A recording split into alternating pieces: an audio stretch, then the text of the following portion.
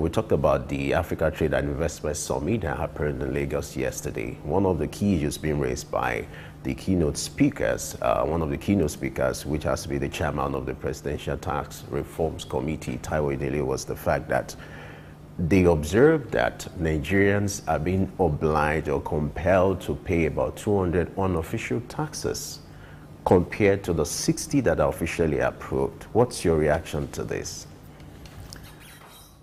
Well, I have spoken betimes on this subject matter. I'm glad you're giving me the privilege to talk about this again. And I did say that I will be going Afrocentric this month and possibly for the rest of the year. So the issues with Nigeria is that to an extent we're too verbose. We talk. I've been hearing these 200 taxes. Nobody has even been able to actually itemize what these taxes are. Let's just leave it at the basic fact, Femi. Nigeria is a highly, overly taxed country. Nigerians pay tax. Inflation is a tax on its own.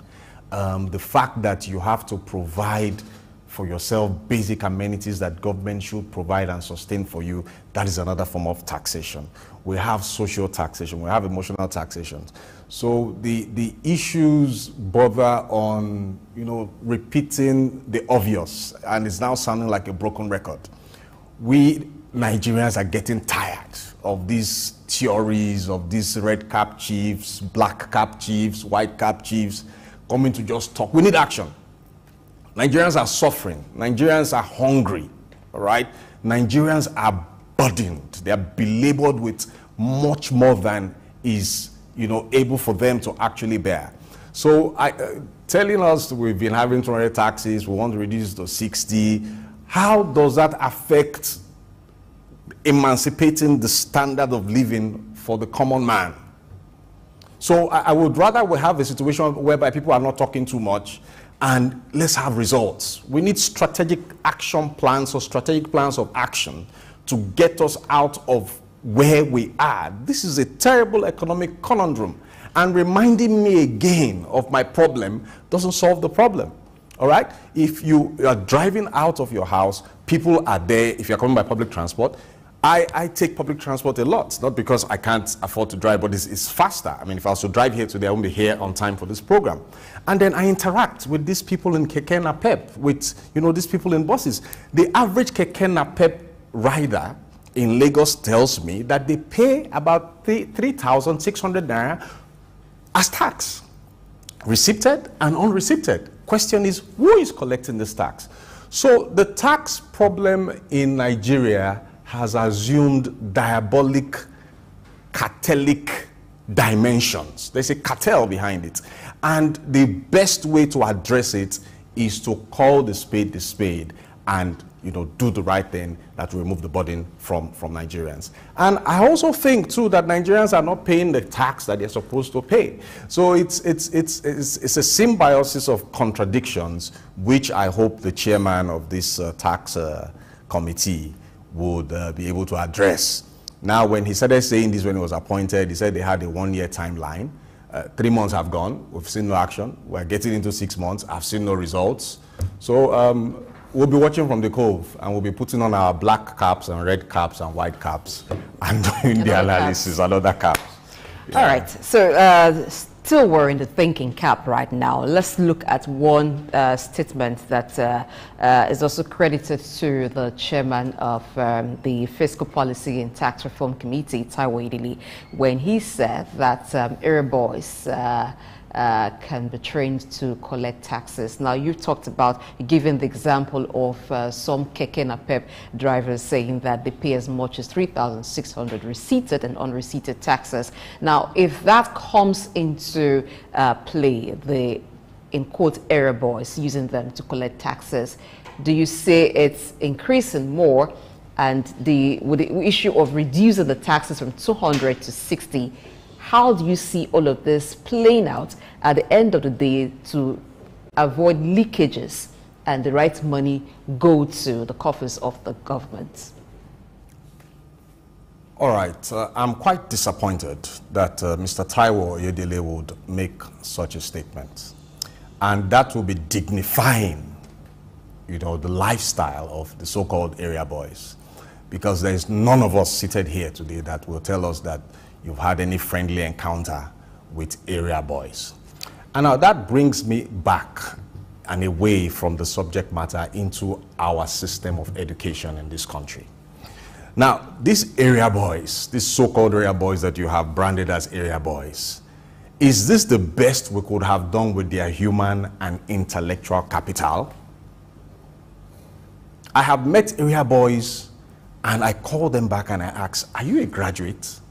Because the kind of English, the kind of grammar, the kind of charisma they carry, you know that this probably must have been somebody that could have been a doctor, he could have been an engineer, he could have been perhaps a fashion designer, but did not have the opportunity, and the only outlet for him to survive was to go to the streets. And so for you to now say we can now train them, these are people that are another category of social miscreants, and you want us to train them to start collecting taxes. How will the taxes get to the coffers where they're supposed to get to?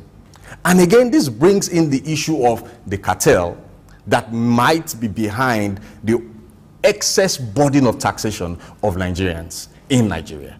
So I think there are better ways. And the most excellent way which, you know, the nations of the world, serious nations of the world are taking now, is to drive taxation revenue collection through technology. Okay? You go to some countries now and you have to pay your road tax. Nobody's on the road collecting it. You have a card, you get to a machine, you swap, and you move. You go to the airports and you have this or that way. No custom official is writing you any receipt. You get, that is the machine, you go there, you swap your credit card or your debit card, and you pay. So e-taxation, electronic processes is what I would have expected an individual in the caliber and person of Taiwo Oyedele to be emphasizing. Instead of telling us that area boys should continue to run after. Have you seen what those boys do on the road sometimes? You know, with these buses and with this keke and they seize their things, they threaten them, they even stop vehicles from moving. No, that's not the way to go. We're in the era of technology. This is the 21st century. I expect that we should start thinking of driving taxation, tax administration, tax collection with technology. That is the surest, best way to avoid leakages and to step up the tax net and get more into the coffers of the different levels of government. All right. It's important to also note that Taiwo Oyedele has also refuted that claim. What he was just trying to say, making reference to that, was that there's a need to carry everybody along. He's not saying officially that the federal government is going to engage the area boys, so he had cleared that. But away from that, let's look at the issue of the exit of Mali, the trial of Mali, Burkina Faso, and Niger from ECOWAS, which is the thrust of our discussion now. It's been some days now. How will you assess how ECOWAS is handling this crisis? It's a looming crisis which is going to go beyond West Africa. But how will you assess the way ECOWAS is handling this crisis, knowing fully well that our president is the chairman, and what could be the likely impact of this on Nigeria, because our president is occupying a very sensitive role, which also has influence, or whatever happens with the role being played by the president this time around will affect Nigeria. What's your take on this? All right, I think we're going to have or need maybe a whole day to look into this issue. It's quite an emotional one for me. I would go back to some 30, 40 years down the line, because I remember that the first time I heard the acronym ECOWAS was sometime in the mid-80s or thereabout, when I was preparing for common entrance. And you had then, you know, to cram, as it were, the meaning of some of these acronyms. What does ECOWAS mean? Economic Community of West African State. What does OAU mean? Because you'll be asked some of these questions either in your national common entrance or in your interview into the secondary school. Sadly, I know that a few of our children these days may not even know what some of these acronyms mean. Well, what is the implication? Before we look at the implication, we look at what first and foremost has been the reaction of ECOWAS. One, I was particularly pained when I heard that 3 countries had, in the words of Barack Obama, embarked out of ECOWAS with the audacity, you know, of hope, in quotes. So it's the audacity for me, that's one. It is the hope that they would be able to thrive on their own. That's the second. So what they have gone ahead to do is to create what they call the Alliance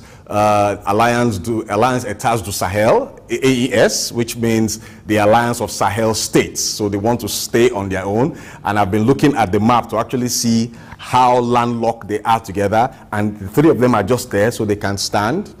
And that still doesn't augur very well for the community, you know, as it were. Now, what has been the reaction of ECOWAS, which is the first question you asked? What I have been trying to explore across the internet, across the broadcast media, doesn't particularly show or point to the fact that ECOWAS has even come to terms with that reality. The first day this news broke out, I was watching, I was listening across different international platforms, and I think the spokesman from ECOWAS said that they had not received any communique to that effect. So the first thing I would say for now, as at this morning, is that ECOWAS is still in denial with respect to the sensitivity of the matter on ground and the reality of the matter on ground. Is it an issue of denial, or there has to be an official communication if those states are breaking away from ECOWAS? Well, not just that there has to be an official communication. There has to be an official communication that must give a timeline of 1 year to the economic community to say, okay, over the next 1 year, by this time, January 2025, you should no longer count us members. So if they actually wanted to embark on this journey, they should have given that notification about a year or 6 months ago. But we just said a few days ago that we're out, and they're on their own. So going by that, it is not really denial. Well, denial is a strategy. Denial is a strategy, because if you can for now say you don't want to talk, silence is also a strategy. But in law, we also say silence is consent, okay? But the fact is, there is a reality on ground. And I'm happy you're bringing this up so that we can actually explore what are the impacts, okay? What are the counterproductive impacts, both for the other states in ECOWAS and both for these Sahel states now that have actually pulled out. Now, the implication, again, for me is that it brings a systematic imbalance in the political calculus of the West African regional bloc, okay? And I mean, for those of us that did some further maths, we know that calculus has to do with differentiation and integration. So you bring that into sociology, we're looking at differences in the 14, 15 states that are in West Africa, and ECOWAS is about integration. So for now, for you to now see 2, 3 states saying we want to be on our own, Guinea has long been suspended for about a year now since they had a coup there, it is reducing, it is creating a new direction for the political calculus of West African states. Who is set to gain or who is set to lose is what we can at best explore here. But one important thing is that there is a renaissance that is taking place in Africa, and most states are beginning to come into their own. They want to be self-determined. They want to control their resources. They want to give a better standard of living, better life, you know, to their people. So we must look at the calculus and give a fair analysis, give an unbiased analysis on what is actually on ground, and also see how we can advise the Nigerian government and possibly the Nigerian president on how he can go about this matter and reintegrate all aggrieved parties into the community. All right, let's pick up from where you left off. Who is to gain and who is to lose from this? Now, 3 countries pulling out from ECOWAS, a 15-member country regional body, and like you said, Guinea has been suspended. Who gains? Who loses? Beauty is in the eyes of the beholder. So the question of gains and the question of losses would actually be in the eyes of the beholder. As pragmatists that we are, we can sit down here and do all the analysis. But in the end, you and I are not living in Niger, Mali, or Burkina Faso.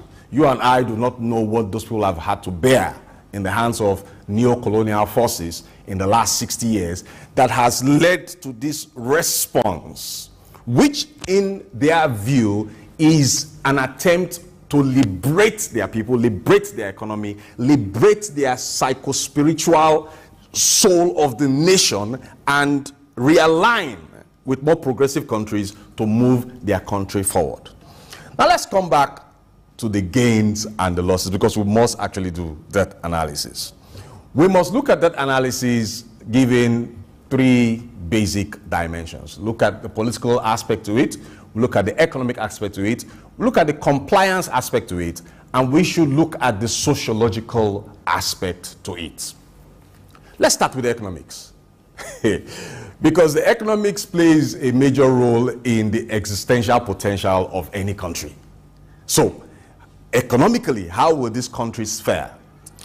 Now, the largest nation across the ECOWAS regional bloc in terms of GDP, in terms of population size, is Nigeria. So Nigeria is like a big brother to most of these countries.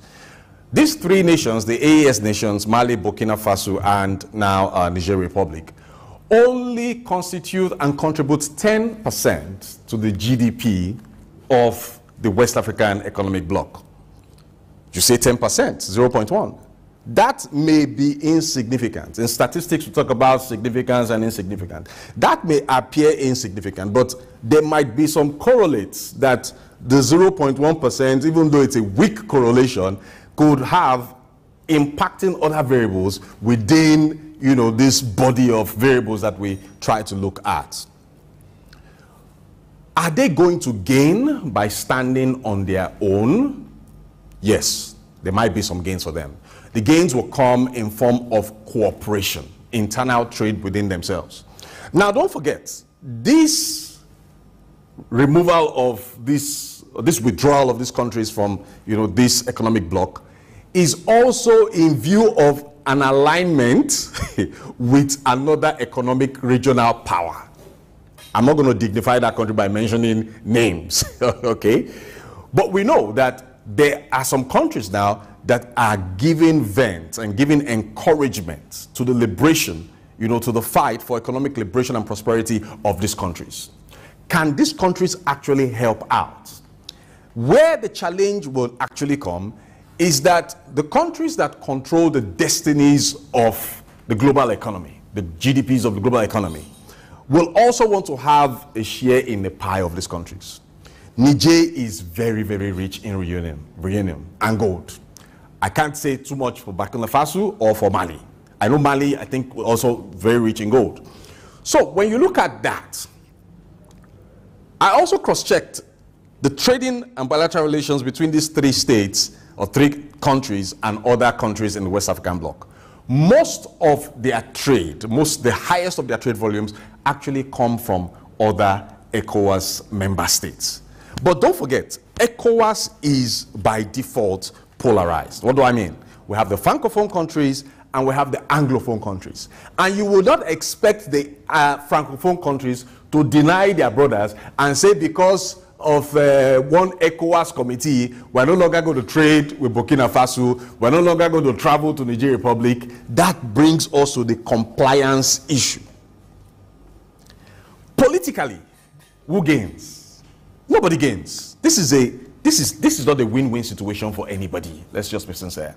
Because when you discuss the politics, you must also reference the major issues that contribute to the existential threats of the nations in the regional bloc, which is security, especially with Nigeria in view. These countries, Niger, Chad, Niger in particular, have provided a first front of defense to an extent, all right, for Nigeria in terms of the insurgents that have tried to come in with arms, with ammunition through the Sahel after the disintegration of Libya. This is the fact on ground. So if we now make those states pariah states, if we now decide to sanction them, if we now decide to say we're doing away with them, what will be the security implications for Nigeria? Let's come back to economics, because we can't finish this analysis. When you look at the map of Nigeria up north, the air route, the airspace for us, you and I, who love to travel a lot outside Nigeria, go and spend our dollars outside Nigeria instead of spending it in Obudu Ranch and in other places where we can have attractions. You need to fly through Niger, for the most part, before you go into Europe. That is not the only route, but that's the shortest route that makes the airfare the cheapest. If we decide to, if Niger, for instance, decides to close its airspace against Nigeria, Nigerians will have to travel to Togo, Ghana, Cotonou, and through Comoro Islands and come. So a flight to the UK, which otherwise should have taken about 6 hours, will end up costing Nigerians more and spending more time in the air, about 12 hours.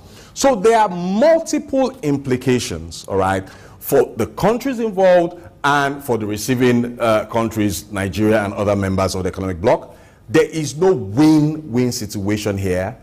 I wouldn't say if there is a lose-lose situation, but let's continue the analysis and we will break more things open as far as this, this issue is concerned. All right, let's look at the power play, playing out in the global space. It's a public secret that Russia is also providing some support to some of these countries, which I know that was what you didn't want to say.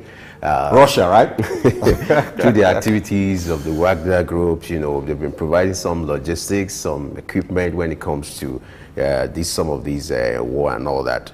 But in this kind of power play in the world politics, what do you think is playing out with Russia coming to offer support to some of these countries, and then the struggle, to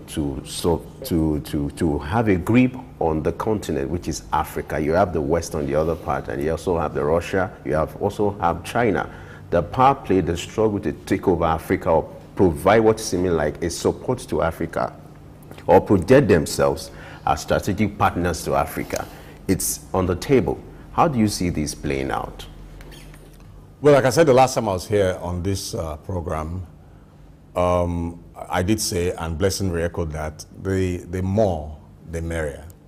But it's very important that we scrutinize every intention of any economic superpower or any military superpower that is coming into Africa, coming into any African state, any African country, to vest interest and to show interest. Now, as a public policy analyst and as an Afrocentric scholar, I am not vested in my commitment to any particular country, because all countries act in their interests. There are two permanent interests in global politics. One is the existential interest. Every country will do everything possible to perpetuate their existence. Two is the economic interest. So you, that is a country that is on the receiving end, you are the one that should sit down and say, these countries are coming now because they have existential interest and economic interest. Don't forget, these Sahel countries and other countries in Africa are highly endowed, not just with mineral resources, but now we're beginning to see that Africans have Africans who were hitherto called inferior Homo sapiens have superb intellect. And you can see the intentionally designed brain drain that is taking place in Africa in the name of Jakpa, in the name of come and study, in the name. I'll come back to Russia. All right. When we talk about this issue of brain drain, let me shock you. You'll be shocked that many Nigerians are leaving Nigeria to go and study in universities in Europe, in universities that are not as rated at University of Lagos globally. They are not as rated as University of Ibadan. They are not as rated as Ambrose Ali University in Ekpoma or Commonwealth University, that's a private university. And then you ask yourself, what are Nigerians leaving highly rated Nigerian universities, globally rated as very high? 4, to go and study in substandard universities abroad. There is a systematic attempt to once again import our human and intellectual capital to come and serve the whims and caprices of countries in the West. Why would Russia be showing interest in Africa at this point in time? Let me be fair to Russia. Let history be fair to Russia. Russia did not participate in the scramble and in the dividing of Africa 200 years down the line. So if there's any saint amongst all of these countries, we should be pointing to Russia as a saint. In fact, and indeed, Russia actually contributed to the struggle for independence, for political liberation of most African countries. But the problem with Russia is that as at then, it was a fully fledged communist state. So the idea, it was the Soviet Republic back then, the idea was not just to help these African countries be liberated from colonial, shackles of colonialism, but to also sell the ideology of communism, to some of these states, which was creating a problem for other Western states. All I would just say to our brothers in the Sahel states, is be careful. Trust, like Ronald Reagan said, trust, but verify. Simple. A word is enough for the wise. Okay. All right. Let's look at resolving the issues. ECOWAS says that it will come to some negotiation with the 3 countries. And one of the reasons that these countries have given, Niger, Mali, and Burkina Faso, is that the ECOWAS has deviated from the agenda of the founding fathers. Is there a way to reconcile that? And they also, for instance, Niger talked about ECOWAS response to the coup in Niger and the other countries. They call it the fight for a new path for them. So what can bring about peaceful resolution of this disagreement? Well, you've taken the words straight from the mouth of those that are the most affected. Like I said, we are in the studio. Those that are wearing the shoes in Mali, in Burkina Faso, and in Niger, they know where the shoes actually hurt. The initial goal for ECOWAS was to promote integration amongst the states in the region, to facilitate trade, and to facilitate support for one another to grow. And at some point in time, I think it also included, supporting brother and sister nations to be liberated from the shackles of colonialism. Are these states right to say that ECOWAS has actually departed from, the resolve the trade why ECOWAS was actually set up in the first place?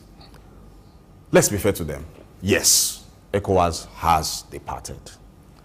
But again, why did the Nigerian president, Bola Ahmed Tinubu, why did other ECOWAS, heads of states and government, why did they take the stand they took?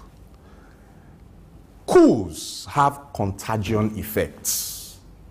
It starts in one place, the next state, neighboring states, sees a reason why we cannot also do it.